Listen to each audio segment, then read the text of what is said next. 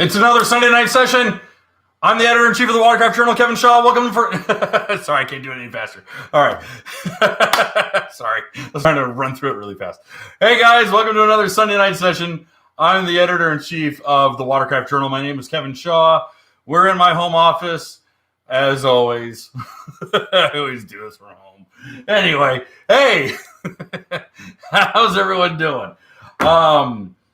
This is going to be a really kickback one. I am just super stoked for what we got going on. I got some really good news. I got some really cool announcements. If you haven't already seen, there's some hyperlinks at the top of the chat here that you must look at because there's some really, really cool stuff. And Billy's already here out of the gate. Everyone must say hi to Billy. Hello, Billy. All right, good. Good. I'm glad I've started this.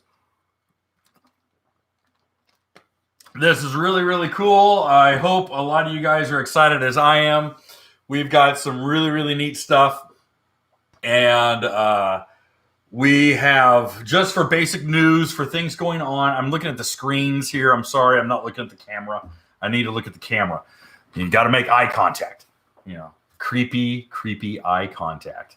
So, first, upcoming stuff. Obviously, it is Thanksgiving week here in the States.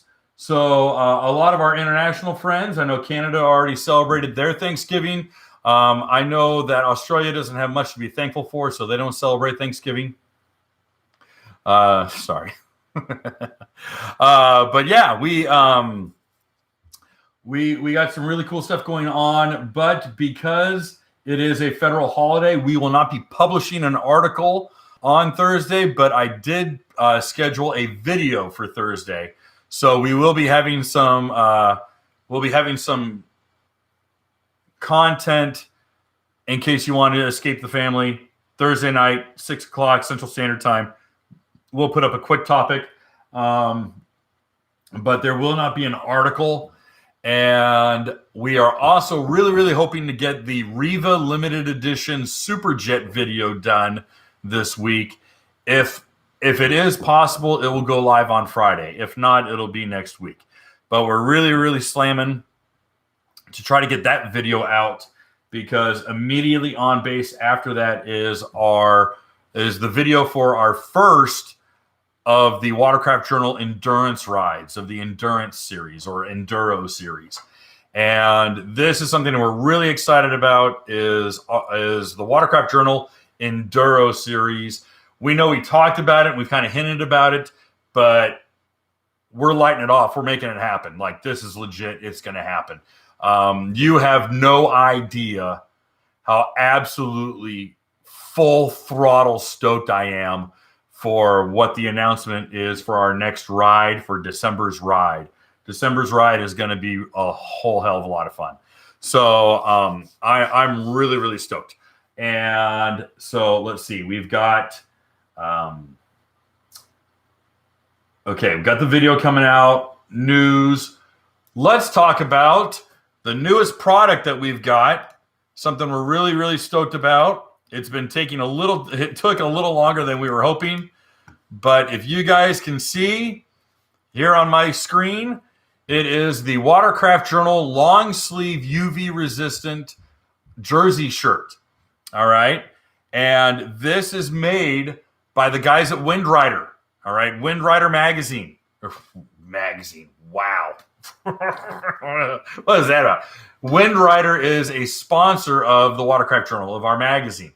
And we're really, really stoked is that that jersey is coming out and it's going to be a couple bucks cheaper than the other team jerseys that you're seeing.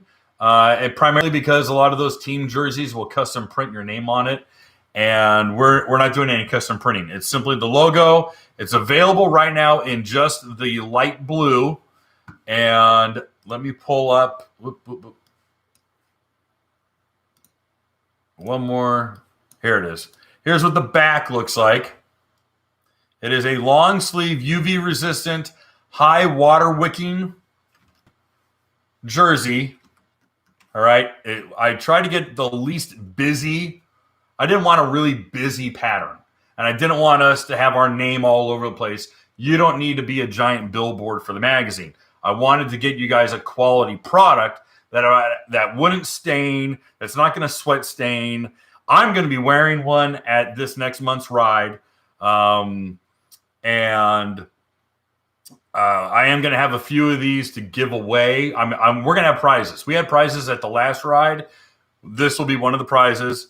And it's got the little logo like right there on the base of the neck. And the reason why we put it there is that most life vests come down around here. They don't come up. You don't see a lot of them that come up to like the base of your neck. They usually loop down. And I wanted that to be somewhat visible. But the big one, of course, is right there on the front, the big billboard on the front. But the big thing about this shirt, and the one thing I really liked about it, is that the material. This is really a premier shirt. I mean, it really is, and it's got these really nice vented areas that run the whole length of your torso and the length of the sleeve. So if you look at the sleeve, it runs all the way down to the elbow of the sleeve. I don't think it goes all the way down. I think it tapers off right around the elbow. So all in your high heat sweat area, and because you're riding with a life vest on, this guy is going to have some really good air circulation. And I wore a prototype. I wore a prototype on our ride that we did, the fly off the handle ride, and without the logo on it. And it's pretty rad. So I'm pretty stoked about that. That announcement is going out on Wednesday, right before Thanksgiving. We'll have the pricing up. We'll have the sizes up. It is only in the blue right now. It's only in blue. Because I was like, do I want gray? Because there's a light gray, there's a light blue, and I think there's a green. And I was like, nah, I don't really want to do all the colors. Let's just start with blue and see how people think. So that is something that we're announcing on Wednesday, is the shirt. And let me make a note, cross that off. Okay. So the next big thing that we need to talk about, and I realize I'm trying to chew through this as quickly as possible, is we got, and let me bring it up so we have all the information. Actually, I'm going to bring up the Facebook event page because it's already live, and I put a hyperlink at the top of the chat. So you guys can go to the event page and see it together, or see it all at once right now, as long as Facebook opens up, because Facebook sucks. You know what? I've had Facebook crashing recently. So let me bring up the detail page. The article on this is going to go live on Tuesday. It's the article announcement, but it's got all the information all the information that's in the article is also on the event page on Facebook. So if you go to the top of the chat right up here, it's the first hyperlink. The very first hyperlink is going to be to the event page on Facebook. So if you guys want to get all the information on the ride that we have lined up, where to meet, what time we're meeting, what the route looks like, how many miles we're doing, instructions for what to bring, because you're going to need to prepare for this one. I literally will not let you ride if you don't bring fuel and if you don't have the other stuff that we're asking for. I'll literally turn you away. All right. Because quite frankly, you're a liability and we don't want anyone getting hurt. So let's bring up. Okay. First, I'll just bring up the artwork just for fun. And I'll put it on my little laptop here, because I have that all hooked up. We've got the Battle Back to Nolans. That is December 17th. That is our new ride. Okay? Our new ride coming up on December 17th. It's a Friday, not a Saturday or Sunday. It's a Friday. These will be on Friday because we want less traffic. All right. We don't want to run into a bunch of vacationers and people out on the water. We want as clear of a road as possible. All right. The battle back to New Orleans, it's no joke. We are estimating, if all conditions comply, 270 plus miles in one day. Okay. That is going to be a big deal. That's a big deal. All right. Because we're looking at roughly, I think it was came up to like 137 miles one way. So that is the big, that's the goal. The nice thing is that we've been working with Ricky Johnson and Billy Duplessis, and both those guys absolutely know their way around. I defer to the experts. And Billy and Ricky know this route like the back of their hand. They know it very well. They've done it a million times. And they also have a bunch of backup routes. So if things don't go right, if we get bad weather or it gets super gnarly out in the Gulf and it's like 5 foot, we're not going to go out that way. We're not going to kill ourselves, but we are going to push ourselves. There's a difference between being a masochist and suicidal. We're not suicidal, but we are a little masochistic. So that's the idea with this coming ride. All right. So we're pretty stoked about it. Everyone who participates gets some free stickers. I gave out like 3 or 4 to each person. Additionally, I have prizes. Like I said, I was going to give away some of those long sleeve shirts. Additionally, I'm probably going to be giving out a couple other t-shirts, and we're going to have some bigger prizes too. I gave away at the first ride, what are they, $150 for a Bopinski kickback chair. I gave away a kickback chair. I gave away a bunch of riding gear, long shirts and gaiters. I gave away a bunch of gear. So I'm bringing prizes. I'm bringing stuff to give away. All right. Now, what we're looking at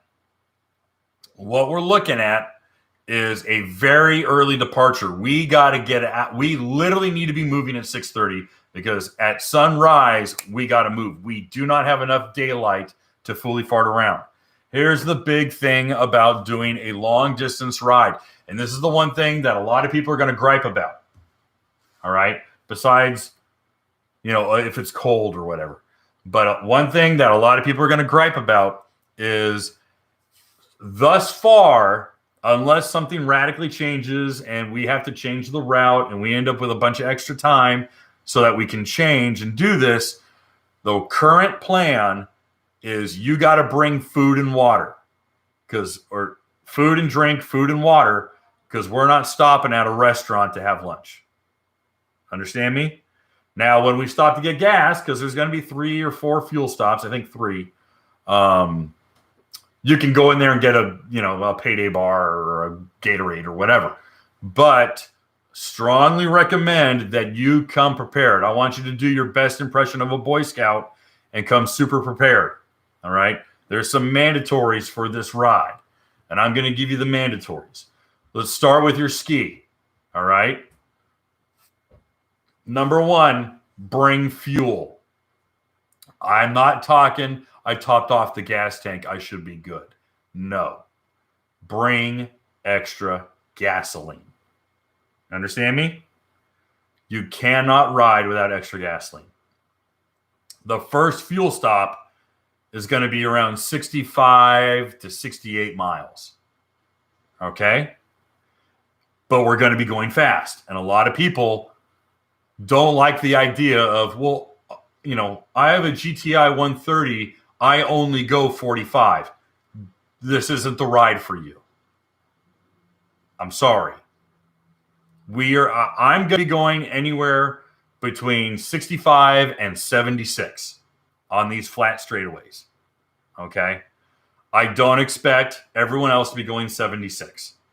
And there's going to be some guys out there with 80 mile an hour skis. Okay? I understand.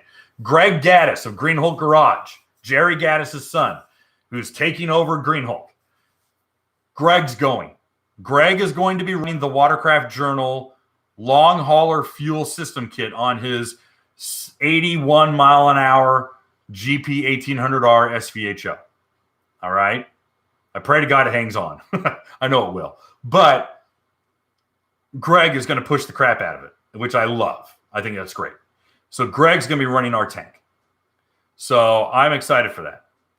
And, that's another 13 gallons that he's going to run. Well, my system doesn't run on a Sea-Doo. So, unfortunately, I got to run the prototype rack that we developed for the Sea-Doo with 2 Shurikans on the back. And I'll carry about, 5.5 gallons per tank. So that puts me at 11 gallons. And 90? Are you running 90, Greg? Are you serious? Oh, shoot. Crap. All right, never mind. Kid runs 90. Jeez. So anyways, even better. 89.4. Greg might win the prize. I was going to have the fastest ski, the guy who got the fastest speed, and Greg might be the winner. I was thinking, hey, he runs 80. Maybe there's somebody who shows up at 81, 82. Nah, he's running freaking 89 and a half. So, of course, he doesn't weigh anything either. So anyways, that's going to be number 1. Bring extra gasoline. Bring extra gasoline. Bring extra gasoline. And learn from, unfortunately, one guy who was on our first ride. Strap that crap down. He lost both of his gas cans on the first leg of the ride. And it effectively cost us the route we wanted to go. It cost us 80 miles because we're only as fast as our slowest rider. We need skis that can run 60. If you can run high 50s or 60, you're good. If you can't keep up with that, I'm sorry, we love you, but you can't play varsity ball. All right? And this is varsity baseball. I'm just going to be real straight. Now, that being said, in addition to fuel, I strongly recommend the following. Depending on what kind of gasoline that is available at the launch ramps and you're on a supercharged ski, bring a couple bottles, 2 or 3, of octane additive. Some skis are not as sensitive. Some are. All right. So no sparks. No sparks. No clapped out 2-strokes. Unless you got a really badass GP 1300R. I'm sorry. But guys, no sparks. So anyhow, we really need people to be who are able to run 55, 58, 60 or higher. All right. I would say 55 is the bare minimum. 55 is the bare minimum. That's what I mean. I'm trying not to be a jerk here, but we got to keep up our average speed. So, extra fuel, strap it down tight. If you got a rack and your rack's double tight, overdo it. All right, overdo it. Fuel additive, if your ski needs it. All right. If you're naturally aspirated and you run 60 miles an hour, or you're on a GP 1800R HO and you can run 66 naturally aspirated, then you're fine on 87. But for you guys who run 91, 93, bring fuel additive, because a lot of these fuel pumps do not have high grade gas. They might have 88, 89 at the highest, and that's just not enough. And you guys are going to start sucking your fuel down, and your fuel consumption goes through the floor. So keep that in mind. Number 3, bring human fuel. Water. Water's number 1. Power bars, Gatorade, Cliff bars, any number of type of fuel. Fuel. I keep saying fuel because I'm looking at people talking about gas prices. Sorry. Any type of food that's going to get you through the day. All right. Bring a gallon Ziploc bag full of Nutri-Grain bars and Cliff bars and beef jerky. And beef jerky really kind of dries you out, but it's a good protein. Trail mix, nuts, anything like that. Bring food. All right. Because you're going to be eating on the fly. You're going to be reaching into your glove box while you've got your cruise control set. You're going to be left-handing it into the glove box and pulling out a Slim Jim or pulling out, a granola bar and munching on a granola bar when we're on the flats and just pinned out. All right? That's going to happen. This is how it's going to work. So bring food. Bring water. Bring it in a little cooler. Bring it in a little soft side cooler. Put it in a Ziploc bag. I don't really care. Whatever you choose to do. I don't care if you're wearing a hat with 2 Gatorade bottles with straws going in your mouth.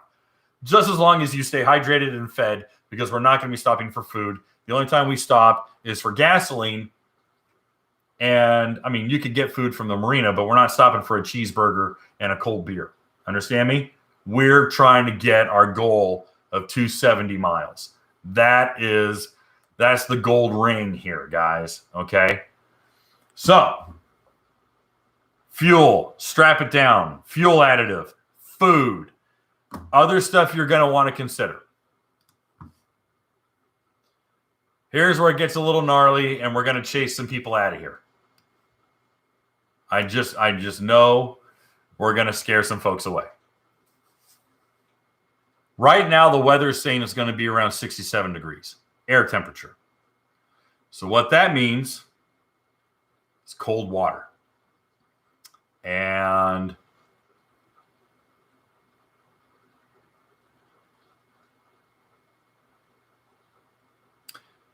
Keith writes, can I do the full throttle start button trick to move oil in a Sea-Doo without ignition? Or should I use fogging spray in the spark plug holes for storage? That's a good... Okay, so you're trying to spray into the throttle body and store it.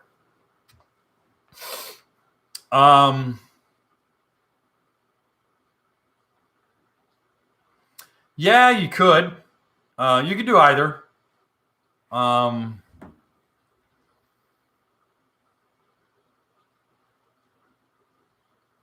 See, the problem is I traditionally do the spark plug trick, where you just uncork the spark plugs and you fog the engine that way. The question is that you're not going to get into all of, obviously you have some valves that are open, some valves that are closed, and so you're not going to get all the way through the intake manifold. So technically, you kind of want to do both, because you're not going to completely fog bomb through the throttle body, and you're going to want to spray into the cylinders. So I would consider doing both. The nice thing is that if you just uncork, you don't need to open it up. If you're already prepared, Keith, if you're already prepared to pull the ignition coils out and to spray into each of the 3 cylinders, then you're physically capable of taking the intake tube off, putting your finger into the throttle body, because it's on a spring. It's electronic. It's not hard to move it. And just spraying inside of the throttle body. Is that your question? I want to make sure that I'm not misleading you. But I think I'm understanding your question. So I would just, if that's the case, I would do all 3 cylinders, and then I would also manually spray inside of the intake manifold that way. Hopefully that gets you, that should typically get you what you need. All right. So let's get back to the ride. So it's looking like it's going to be a little chilly. Okay. I rode the Panhandle ride 2 weeks ago in that jersey that I showed you, a pair of board shorts, riding shoes and gloves, and a vest. I wasn't cold, but air temp was about 7 degrees warmer. This time around, we're looking probably 10 degrees colder. So a lot of guys are concerned, should I wear a wetsuit? Yes. Should I wear neoprene shorts? Yes. Should I wear a windbreaker? Yes. Should I wear shoes? Yes. Especially on an endurance ride. Gloves, definitely. Goggles, yes. A lot of guys are concerned, oh my gosh, I'm wearing a bunch of riding gear. Yeah, well, it'll keep you warm. And if you're concerned about being cold, that's the best thing to do. All right? Suggestions for wetsuits. I do not recommend, the brands I recommend are Slippery, Jet Pilot, Body Glove, and 5 millimeter minimum. I have some 3 mils. They do okay. You might be sweating. I mean, depending on your body weight and if you run hot or if you run cold. I'll probably be wearing a 3 millimeter John with just a jersey and a pair of shorts over the wetsuit. So nothing too crazy, nothing too wild.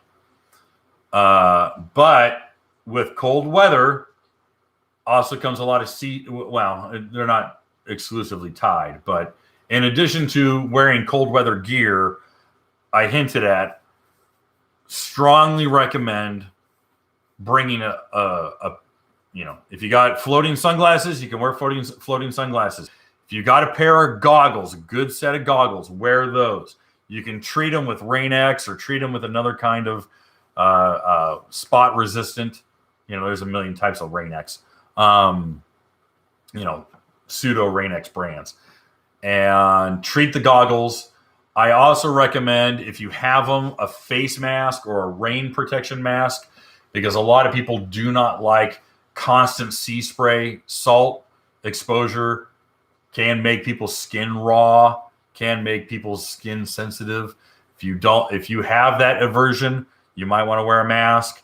If you have a fishing gaiter, that might work. A head sock, that might work too. A balaclava. So there's a bunch of different things. And all of this is listed out in the article publishing on Tuesday, as well as the event page that is live right now. All of this has been already written out in detail on the event page on Facebook. All right. And the link is at the top of this chat.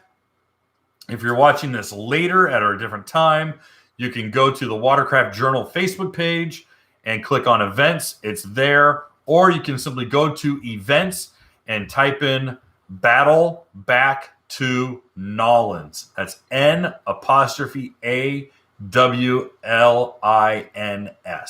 I did it in a silly, fun way. Battle Back to Nolans. All right? You can wear a helmet. If you choose to wear a helmet, wear a helmet.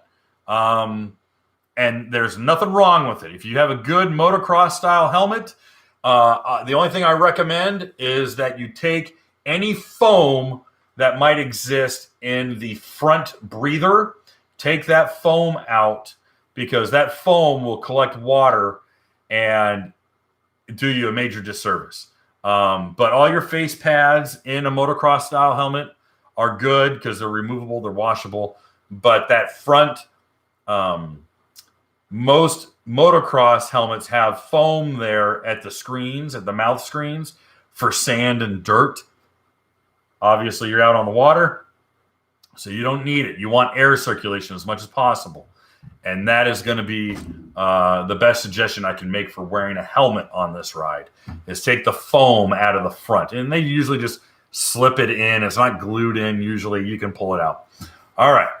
How much fuel are you talking about going through? How much fuel does your ski take in rough water, and calculate that by 270 miles? Depends. You got a Yamaha HO, you'll be sipping gas. You're like, dude, I don't even need to touch it. But if you're on a Cowie, if you're on a Cowie 310, all of it. You're going to go through all the gas. If you're on a supercharged Sea-Doo, you'll be close to a Cowie. All right. So that is let's see. Clothing, food, fuel, heavy straps. The other thing I'm strongly recommending.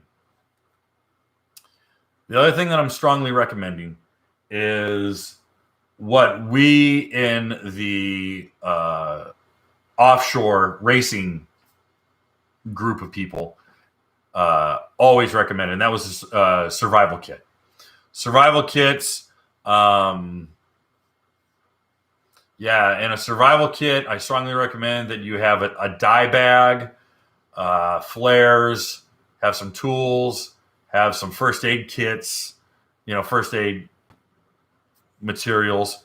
But that is going to be, of course, a spot locator, GPS.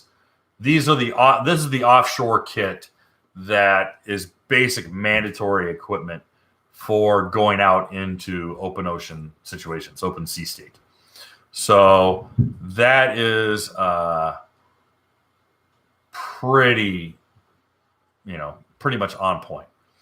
Anthony writes, do you think Sea-Doo's new 3-place link rack and taking 3 Sea-Doo gas cans, it would certainly hold up. 100%. It would certainly hold up.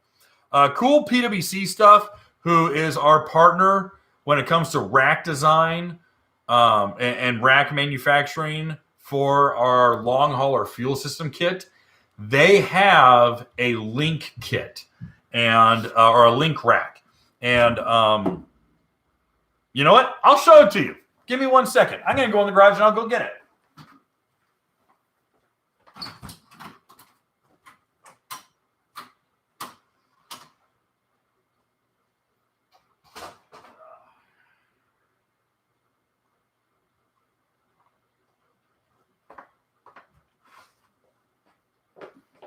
Okay. This is literally a prototype.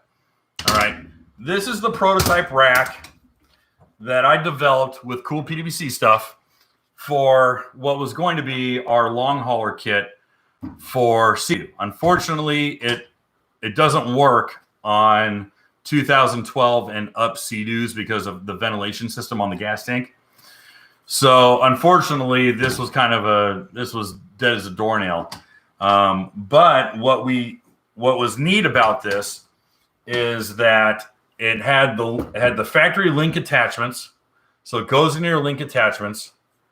And then it's got, why did I do that? It's got 4 adjustable feet. So what you do is bring them up, hook your link in, latch it down in the link, and then you adjust your feet so it preloads. You get it tight enough so that it's putting preload on the link, on the link attachment. So suddenly it's pulling here and it's pushing off of these. I had 2 fully topped off Sure cans strapped in here. Okay, that was about 12 gallons of gas. And, at 6 pounds a gallon, all right, that's 72 pounds. And I had 72 pounds of fuel strapped into this guy with some heavy-duty black rubber bungees, not like the nylon bungees, but the big heavy-duty motorcycle-style bungees. And they moved around a little bit and rubbed the paint. I rattle canned this with some roll bar paint that I had in the garage for my project cars. I just rattle canned it a little bit, and that's literally the only damage that I had was a little bit of rubbing. Okay, this rack is actually for sale at Cool PWC Stuff with the links on it and the 4 feet. All right, I don't make a dime off of it. I don't make a dime off of it. But this guy works outstanding. This rack will fit 2 Sure cans. The big 5, they list them as 5 gallon, but they can hold 6. side by side, but there's a little bit of slop because it's designed for the big 12-gallon Skeptor tank that we sell through our long hauler kit.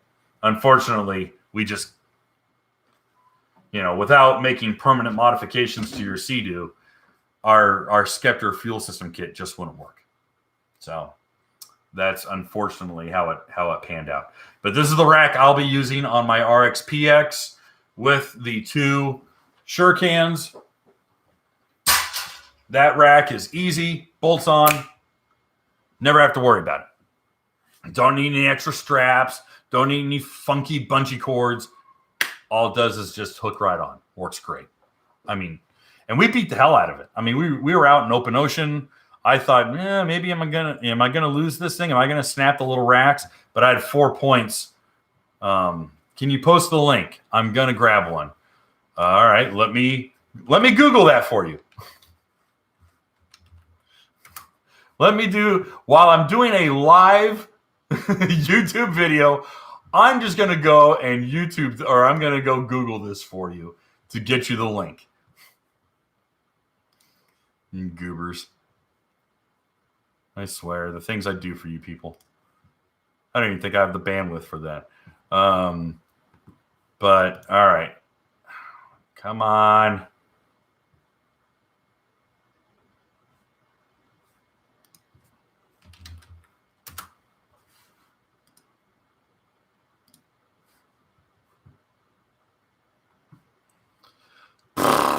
Let's see here. Jet ski cooler rack with link attachment. This is taking forever. Okay.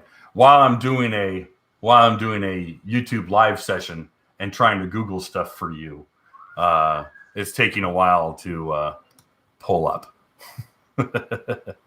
Here. Let's just put this one up. There you go.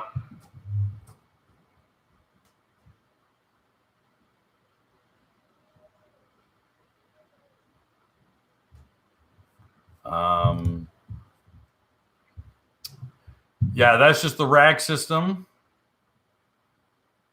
KPS large cooler rack made for Sea-Doo link. Here we go.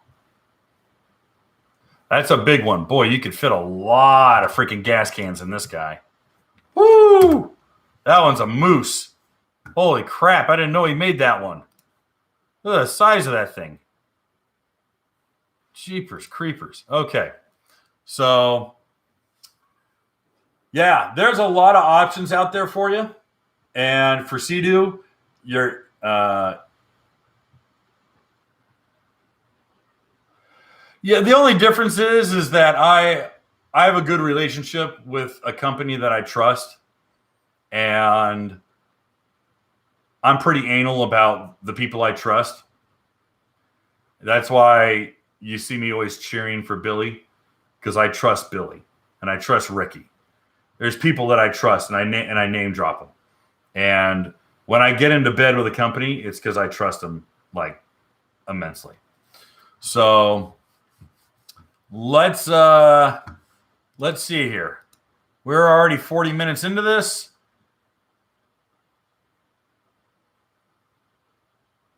That's funny. Yeah, Chris Stone is literally on the super chat right now, and he's running our fuel system kit. Unfortunately, that's for Cowie, Yamaha, and pre-2012 Sea-Doos. 2012 and up Sea-Doos just our system doesn't work with it. And it's not because I'm a jerk. It's because I spent a year trying to make it work, and it just wouldn't work without having you guys take a drill and a sawzall of your ski, and I wasn't going to have you do that. All right. Let's see here. Weather is predicted to be in the mid to high 60s, but can change. Prepare by bringing a waterproof windbreaker, gloves, a wetsuit, neoprene pants, goggles, a head sock or a balaclava, face mask or gaiter. Expect long periods of 60 to 70 miles per hour. Extra fuel is mandatory. I'm reading the press release that I just wrote this evening. Extra fuel is mandatory as we will be going long stretches without stops. Bring food, snack bars, trail mix, etc., and water as we will not be stopping at a restaurant to eat lunch. This is the one thing I have to read out loud. This is the one thing that I hate that I have to read, and I hate that I have to get a lawyer because of this. Quote, understand that all participants joining this ride do so under their own volition. This is a ride at your own risk event. The Watercraft Journal and Kevin Shaw and the Watercraft Journal do not hold any legal liability for your well-being, the condition of your personal watercraft, your personal vehicle, property, or person, either before or after this ride. In participating, you understand that conditions are prone to change and alternate routes have been planned for such an occasion. You're riding at your own risk. This is going to beat you up. This is going to press you. This is going to squeeze you. This is going to stretch you. You will be uncomfortable. You will be tired the next day. You'll be more sore the day after. You're going to hurt. All right? But you will always remember this ride. That's the plan. The plan, the whole point of this whole thing is to make permanent memories and saying, you know what?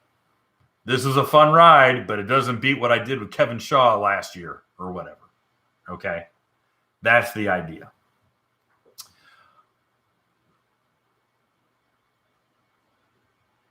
Oh, sorry, I thought that was a question. I thought that was a question for me. You guys are riding at your own risk. If I have to print out legal waivers and have everyone sign it, or have everyone make a verbal oath on camera, I will do that. I hate that I have to do that. But I have been warned, I have been cautioned that there are no shortage of people who will get hurt by doing something stupid or not knowing how to ride and then look for someone to blame. Or worse yet, they'll get hurt and their next of kin or their wife or whomever will get mad at me and want to sue me. So I have to read that liability form or that boilerplate legalese crap. And if I have to have people sign a liability waiver, I'll do that too. I hate that I have to. I hate that I have to. And I really don't want to. But it is what it is. No one likes personal responsibility. No one likes personal accountability.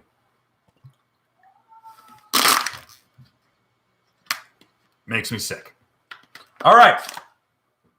So, talked about the shirt. We talked about the ride. Answered questions. Let's see what other questions we got. If we got any super chats, I'll answer those. But we're going to go through, and if there's any more questions, I will happily answer that. But I think I'm done at an hour unless there's a really good conversation that we need to have. All right. Chris writes, just requested time off for Mudbug next year. Will be my first one ever and stoked. You should be. It'll be awesome. I love Mudbug. How hard is it to get used to the reverse steering on a Superjet? Or is it fairly intuitive? It's not so much reverse steering as it is flat steering. And it took me about 2 minutes of riding the new Superjet to go, oh yeah, that's how it works. It just feels flat. It doesn't have the same sort of feel as the Kawasaki SXR, but it's not that much of a learning curve.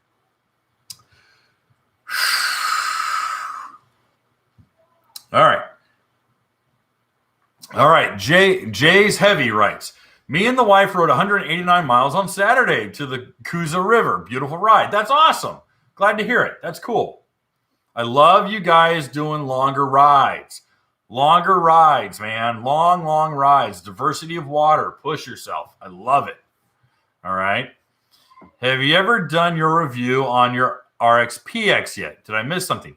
We did an initial review on the 2021 RX-PX. we were the first ones out the gate with a real review on it. Okay? You can look it up in a heartbeat. I have not done my long-term review of the RXPX because I still have it. When Sea-Doo takes it from me, then I'll do my long-term review on it. All righty. There, Jay's right. There's no gas stops, so had to bring fuel. Would have rode longer. Oh, he's talking about his 189-mile ride. Okay, cool. Got a question. Do the Sea-Doo RXTX come with a bilge pump? No. No one comes with a bilge pump.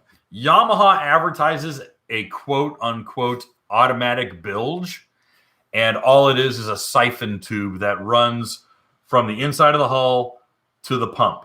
And all it's doing is at the pump, as the pump produces thrust, it creates vacuum.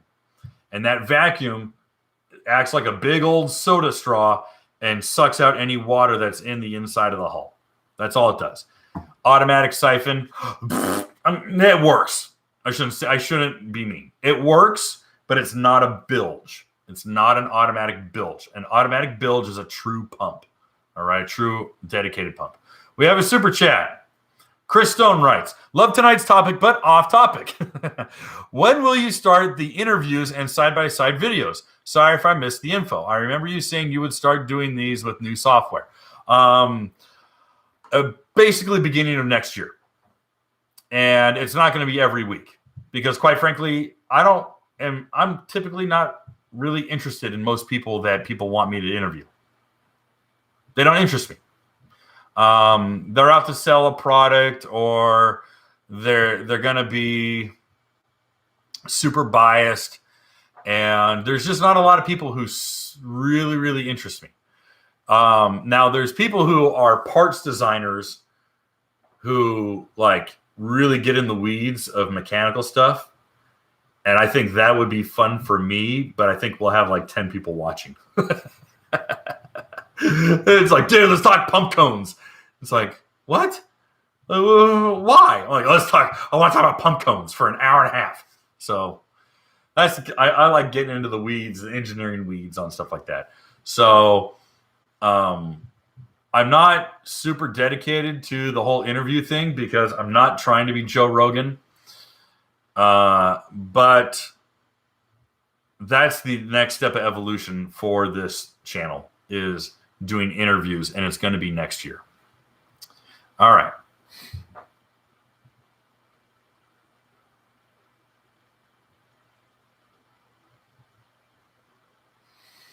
All righty. Let's see here. What do you think of Sea-Doo's new 3-place link route? Oh, I answered that. Excuse me. Okay, what size cans does it fit? Like standard Scepter tanks. I don't know what their jerry can size is. I know what Sure cans sizes are. So I can't really tell you. Let's see here.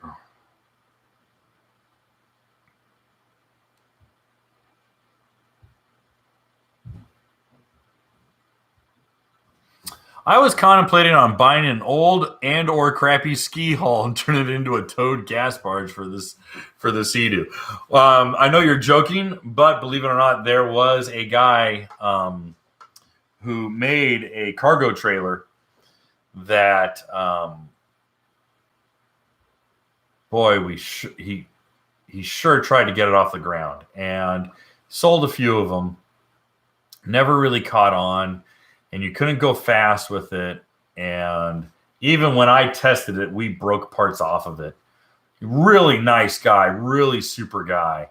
But it just needed a lot more work. And I really wanted to put fuel in it. I know some guys monkeyed with it and did it. But that's not my cup of tea. All right.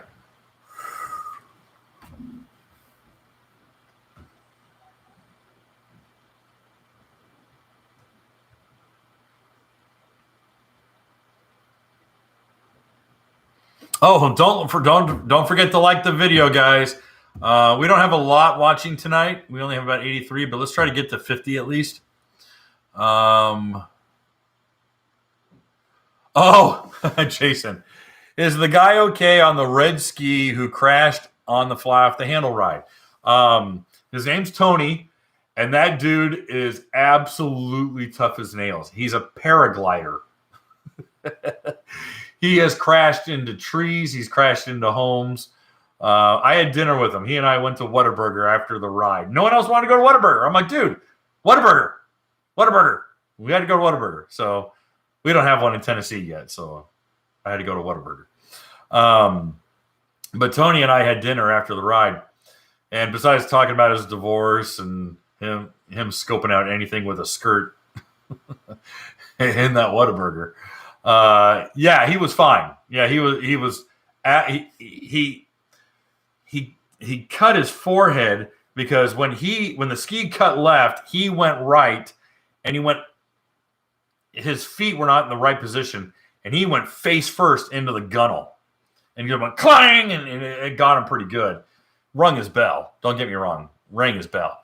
But he's a motocross rider. He's a pretty sharp dude, and I pray I get to ride with him some more because Tony was really, really cool. And that dude, he built up he's got a GP 1800R no, it was a VXR before they changed the name. It's just a VXR. And that thing ran like high 60s, low 70s, just with some minor tweaks. And that dude rode it.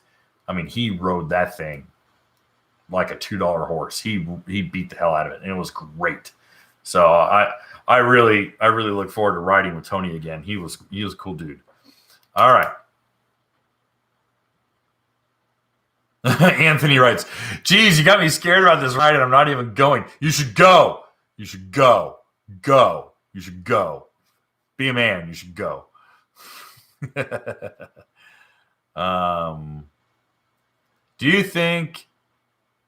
What do you think of the Brisk multi-spark plugs? Worth $20 a plug. I don't know a thing about them. I've never even heard of Brisk. The iced tea guys make spark. I don't know. Yeah, I've never heard of it. All right, let's see here.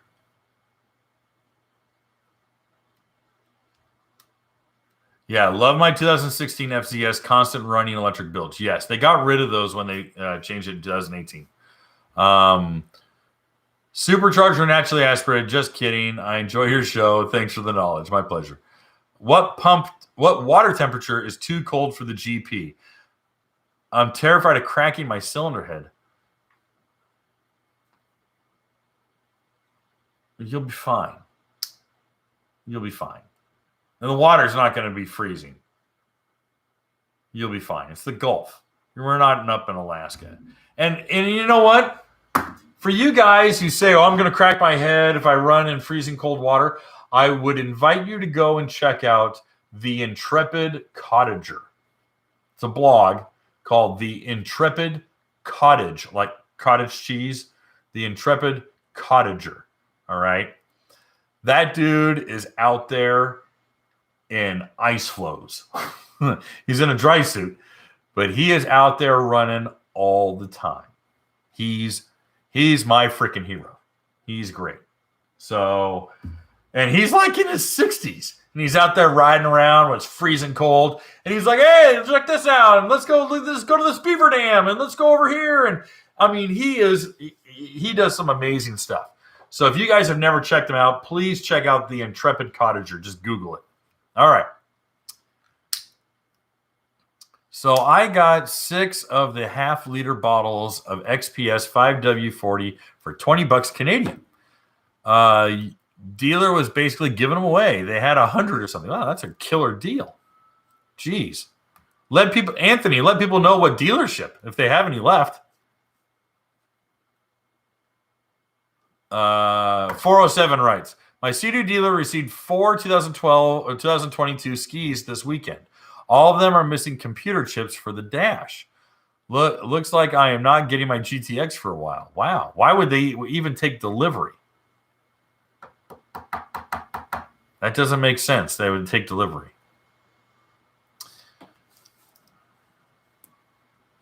Anthony, I'm in Toronto, remember? I can't tow it down easily. Write it down. We're on the Mississippi. You'll end up right in New Orleans. Just start now.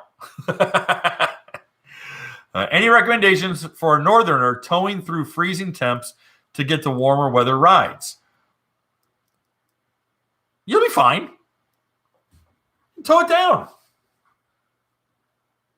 Tow it down. It'll take a day or two. You'll be all right. Yeah, I don't think you'll be in trouble at all. My buddy Chris Cooley in Wisconsin rides all winter. He literally rides the river up on ice. Literally, ice. Beaches it on ice. He shakes my head. But no cracked head. Oh, that's good to hear. I still want to do that to your hull, but good for him. All right. Do you know of any shipping crates for PWCs? Like something I can put my machine into and put it in a truck? You know what? It was funny because I remember talking to a couple dealers about the metal crates that they ship the skis in. And they joked, they said, we used to sell these, the metal ones. And he goes, then we got in. Did they say? What did they say? They said something to the effect of like they got in trouble for selling them, and they want them all back. So they have to send them. They have to like take them all apart and send them back to BRP. But then I received my what did I get? My GTR 230, GTR X 230 came in a wood crate. And they said, well, we just chopped that one up. So if you find a dealer who has the wood pallet crates, you could do that, put it in the bed of your truck. But you can tow a trailer. It's not hard. It's no different than towing anything else. As long as you're not like cutting a path through snow, but you're on a highway, it's just going to get dirty. It's just going to get really filthy. And all you have to do is find a coin-operated coin wash and wash it down and launch it. Or ride it filthy. Who cares? No one's going to judge you. If you drive down from New York State and this thing is gray with road grime, and you put it in the water, I'll give you a prize for being the furthest drive, I think that's great. I think that's awesome. That's a badge of honor to be proudly wearing. All right. You can't reuse them because they ship them on an angle. Yeah, all the skis are going to be on an angle. Who cares? Doesn't hurt it. Yeah, they're going to be on nice sideways, but like at a 45-degree angle, so it can fit in a box. And you have to take your handlebars off. And you have to take some other parts off too. But you wanted to put it in the bed of your truck. I don't recommend that because it'll be hanging out. You'll be hanging out of the ass end of your bed. And you don't want that kind of weight on your tailgate either. So just put it on a trailer.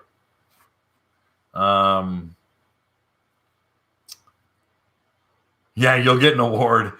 Oh, yikes. You could use a shop stand and strap the crap out of it.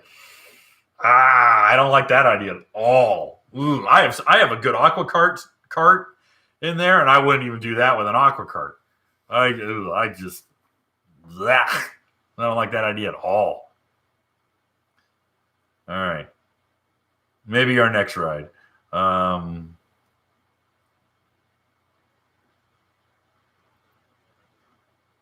Don't.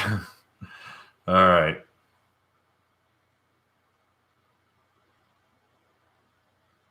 Oh, you guys are goofs. Okay. Yes, I should give out unique stickers for people who participate in the rides. That is true. That is something that is also on the docket for next year, because we'll be doing these every year. Every month, all next year. So that's the idea. All right. Well, I'm an hour in. I've got everything pretty much dialed for this week. The big thing was announcing this ride. I didn't really have a lot of super chat questions, so since I don't have any super chats, I'm out. But yeah, I'm excited. So let's see. Tonight is on the magazine, the Pro Watercross World Championships in Naples. We had a really awesome article by Jessica Waters come out, and that is happening tonight at midnight with a really big photo gallery, and we have all of the results. So that article goes live. Tuesday is the event announcement, but you can already go to the event page on Facebook, and you can ask questions and comment and all that kind of stuff. Let us know you're coming. We definitely want to get a solid head count. And again, we're not expecting a lot of people to show up. I'm just not. I'm trying to scare people away. But until then, and then we're also trying to get the Riva limited edition Superjet video out by Friday, but we'll see if that happens. If we don't, have a very happy Thanksgiving. Please start your day with a prayer of gratitude. Every day, think of something you're grateful for. There's going to be something, all right? It'll literally change your outlook on life is if you literally start the day and say, today I'm grateful that I have my eyesight. Or today I'm grateful that I have a full head of hair. Today I'm grateful I can even get out of bed. Today I'm grateful I have a bed to sleep in. Start your day with a prayer of gratitude. All right, guys. That's it for tonight. No, we will not be having 3X hoodies for a while. I know, Paul. I know.